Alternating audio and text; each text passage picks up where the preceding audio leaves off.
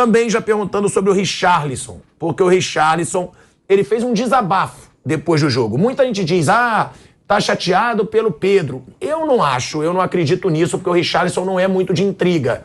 Mas foi um desabafo tipo assim, falam tanto que o Brasil não tem um 9, eu sempre que recebo a chance eu faço gol. E aí, querem me criticar, querem falar que falta um 9, o Richarlison fez um desabafo, dando a entender que as pessoas veem os jogos do Brasil e não veem os jogos da Europa. Agora, sobre o Richarlison, estou até vendo aqui, né?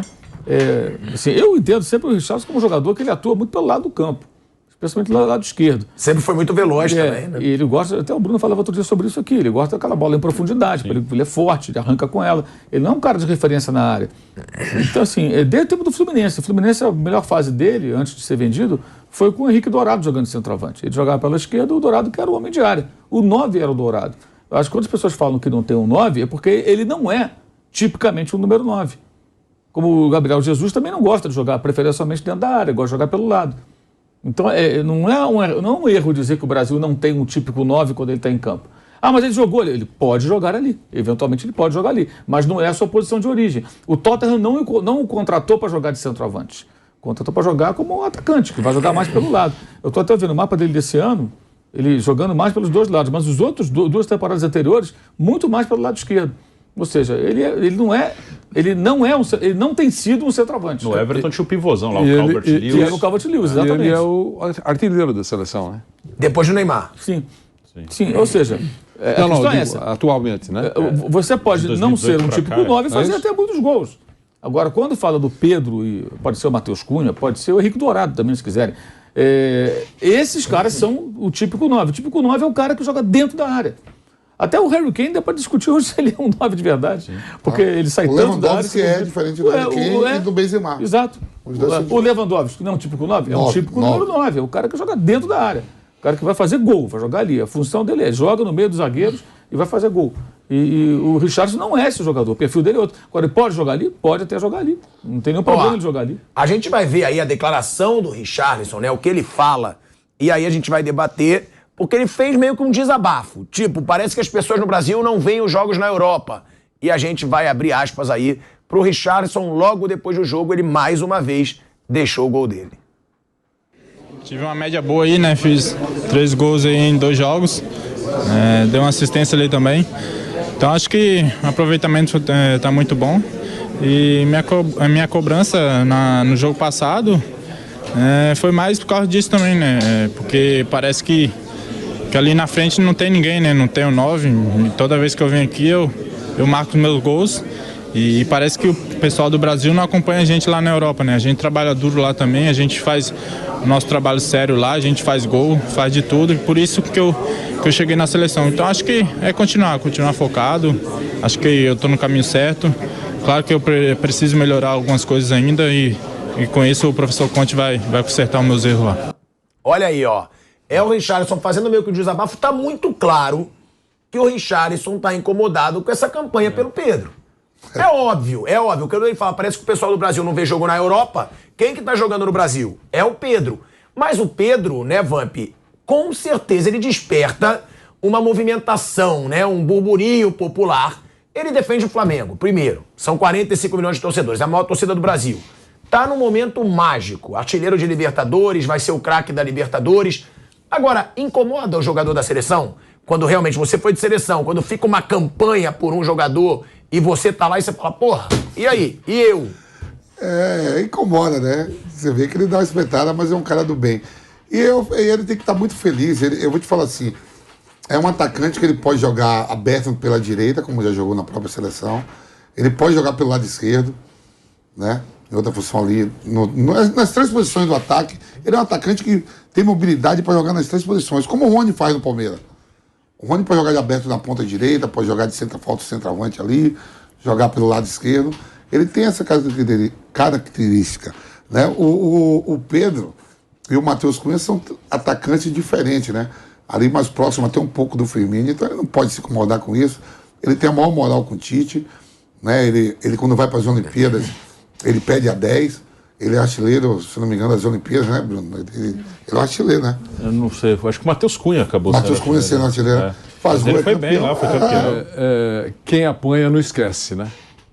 Então, acontece o seguinte, recuando um pouquinho no tempo, todo mundo já dava a seleção brasileira escalada com seus titulares, aí tinha uma dúvida na frente. O Richarlison vai ou não vai como titular? Às vezes alguém dizia que será que vai? É isso, é só recuar um pouquinho no tempo, algumas semanas, que nós vamos lembrar que isso estava sendo dito. Eu não acho que é um recado para o Pedro. Sinceramente, eu não acho. Eu acho que é um recado para essas dúvidas que foram recentes. Tipo, agora, depois de um jogo final, o Bruno fala muito disso. Se o Neymar for campeão do mundo, ele vai ficar torcendo para que ele faça aquele discurso dando um pau em todo mundo que encheu o saco dele. Mas ele vai fazer. Não. Você não fala muito isso? Cada um tem sua seleção. A minha seleção não é igual Cada um tem uma reação. O do Pedro acabou. Agora está feito. Esse grupo vai para a Copa do Mundo e ele sabe que vai, o Richarlison vai e está tudo certo. Então, nesse momento ele desabafou. Certo?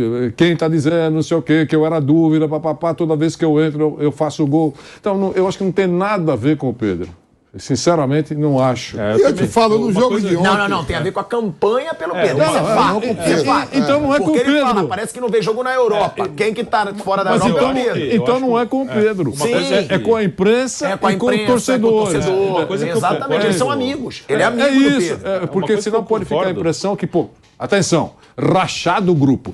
Porque para exagero é um prato cheio. Uma coisa que eu concordo com o Richarlison, que eu acho correto, independente do Pedro, de outro, e a característica é diferente mesmo, como o Mauro falou aqui até do mapa de calor dele, da maneira como ele joga. O Pedro, ele vai à Copa por ter uma característica diferente mesmo. Mas uma coisa que eu concordo com o Richarlison é que não só ele, mas muitas vezes alguns jogadores, eles são subestimados e realmente porque as pessoas não veem ele jogar. No clube mesmo. Eu acho que o Gabriel Jesus, em certo momento, já foi subestimado por isso. O próprio Roberto Firmino. São caras que foram lá para fora, venceram, são caras importantes em times importantes, e às vezes quando eles vêm para a seleção as pessoas tratam, não tem atacante bom na seleção, não tem... Eu acho que muitas vezes eles são subestimados, sim, que o Richarlison na seleção ele sempre entregou mesmo. O Richarlison ele chegou acho que a 18 gols na seleção com o jogo de ontem. Eu estava falando outro dia aqui com o Vampeta, tem muito jogador que é conhecido e é ídolo de clube brasileiro, que se somar uns 4 ou 5 jogadores... E dá pra citar... São 17. 17, né? Dá pra citar, e a todo respeito a esses caras que foram gigantes. Mas se você somar o número de gols que tem na seleção, Luizão, Edilson, Edmundo, Marcelinho, Djalminha, não chega... Mas aí você somado pega, do que o Bruno, mas aí Richarlison você já fez pega de gol, também numa geração que ninguém tomava vaga de Romário e Ronaldo, né? Mas na eliminatória... tem isso. Não, mas tem uma coisa. Não, mas tem uma coisa. Na eliminatória que você jogou, o Ronaldo não jogou nenhum jogo. Tava machucado. O Romário foi naquele jogo na Bolívia. E ninguém conseguiu pegar a 9. Romário foi em 2... foi um jogo na Bolívia, no Peru. Todos os jogos que o Romário foi, o Romário fez. Tanto que o primeiro jogo que um atacante faz gol, você fala desse jogo bastante. O Romário de pênalti. Com a Bolívia no Maracanã no final do primeiro turno. O Romário faz 3. Ou seja, esses caras jogaram todos aquela eliminatória, até porque o Ronaldo estava machucado. Mas girava. Não ficava mesmo. Soniano, Jardel. E ninguém conseguiu agarrar a camisa 9. Ninguém chegou e fez gol. Falou, não, o Ronaldo não tá, agora esse cara vai jogar. Porque falar de outra posição de beirada, né? Aí todo mundo fazia o mas os 9 mesmo, durante muito tempo, para agarrar a vaga do Romário, tomar da vaga do Romário e do Ronaldo era complicado. Você vê que o Ronaldo fica machucado, o Romário vem para aquele jogo da Bolívia, ele faz gol contra a Bolívia, faz gol contra a Venezuela, contra a seleção peruana aqui, que foi 1-1. É difícil. Agora, assim, por exemplo, na minha seleção, cada um tem uma seleção aqui. Na minha, ele não é titular. Sim. Ele vai para a Copa, mas na minha seleção ele não é titular. Então não pode mandar um recado que todo mundo tenha que entender que pensa que todo mundo é igual. Eu assisto. Na minha seleção, para a seleção brasileira, ele não é titular na minha seleção. Eu acho que assim, ele tem razão numa parte. De fato, não é que parece, não. Muita gente aqui no Brasil não acompanha o futebol europeu. Então, por isso, por exemplo, às vezes, outro dia um técnico famoso aí, que está desempregado, mais uma vez falou que Portugal não significa nada. Portugal foi campeão europeu. Pega os jogadores que Portugal tem hoje e vê onde que eles jogam.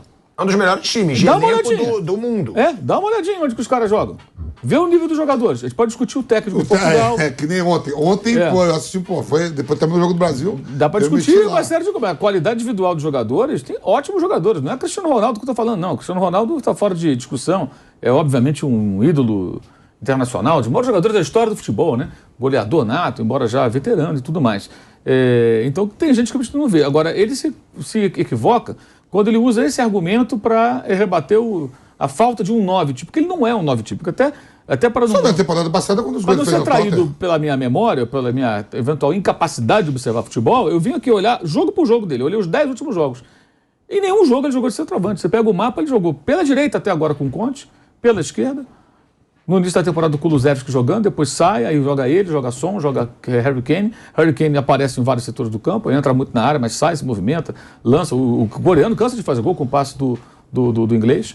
E... São os dois que têm a melhor média de passe um pro outro. Se você pegar as duas últimas temporadas, o mapa do Richarlison no Everton, ele joga aberto pela esquerda. Ele aparece em outras partes do campo, claro, ele se movimenta muito. Mas ele parte do jogo pelo lado esquerdo. E quando o Tottenham o contrata, é por quê? Porque ele faz bem esse papel. Então, quando se fala que ele não é um 9, que falta um 9 típico, é porque ele não atua nessa função. Não significa que não possa jogar. Pode até se adaptar. No início da carreira dele, não, ele começou na América, mas no Fluminense, quando começou a chamar a atenção, havia essa discussão lá no Rio, inclusive. O Richarlison é centroavante, não, joga pelo lado. E aí ele cresce, na minha visão, pelo menos, justamente quando o Henrique Dourado, que era um cara de pouca participação, mas finalizador, vive um bom momento, e ele, pelo lado ali, jogando como ele joga hoje, até hoje, mais ou menos a mesma função, começa a se desenvolver. Não vejo motivo para ele ficar pensando assim, até porque o que se pede pelo Pedro não é para dar a camisa de titular ao Pedro. O que se reivindica é uma chance e uma eventual convocação dele num grupo de 26 jogadores. É gente pra caramba, 26 jogadores, gente. Não é para ser o titular. É lógico, né? é para ter uma opção. É para ter uma opção. Vamos imaginar que o Tite mantenha o sistema aí sem o Vinícius e que o Richarlison joga de centroavante.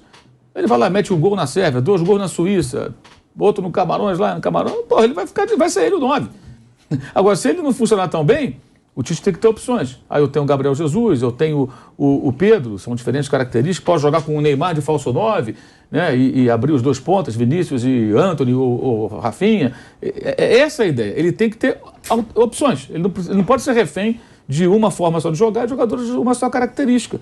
Como a gente discutiu ontem a questão dos alas. Eventualmente, se ele tivesse um Emerson e um Lodge, ele poderia ter laterais mais agressivos, para ter opção. Hoje mesmo eu estava até escrevendo no Twitter sobre isso lá. Parece que o Alexander-Arnold não vai à Copa, né? Então, o glorioso Southgate, técnico da Inglaterra, ele fala, não, ele tem o Trippier, ele tem o Reece James, ele tem o Walker. Ele joga com 3 zagueiros. O Walker joga geralmente na linha de zagueiros. O Reece James também joga nessa função, né? E o Trippier, para mim, ele é o mais fraco de todos eles. É um bom jogador, mas acho que para mim é o mais fraco. Bate bem falta e tal, mas é o mais fraco.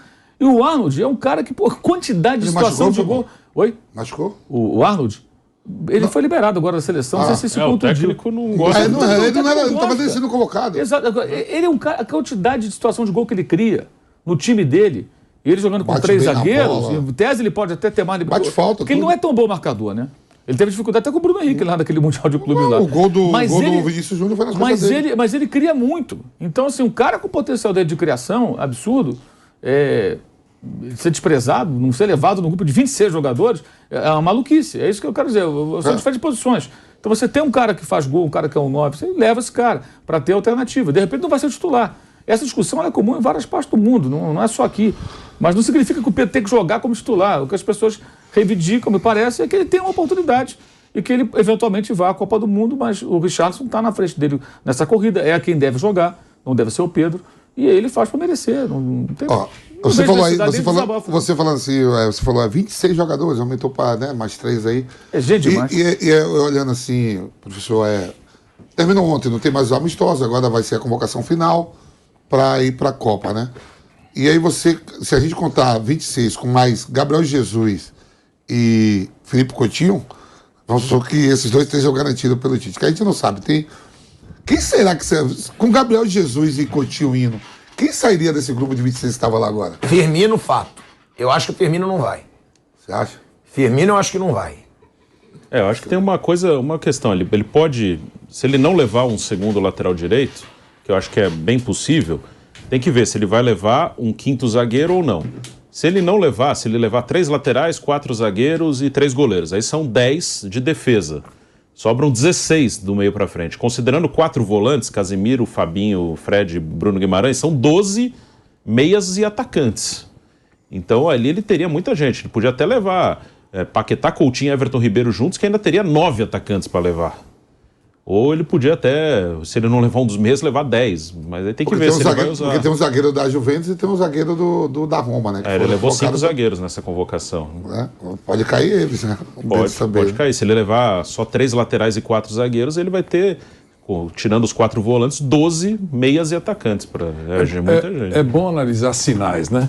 O Firmino não entrou ontem, né? Sim. Sinais, só isso. Mas eu vejo, professor, um sinal desse aí como é um cara que ele já conhece, voltou a jogar bem no Liverpool. Exatamente.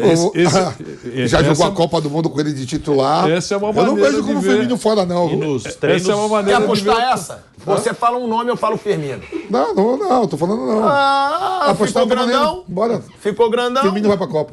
Tá bom. Não, Firmino vai pra Copa, não. Quem é o seu que vai sair? Você tem que ganhar quem vai sair.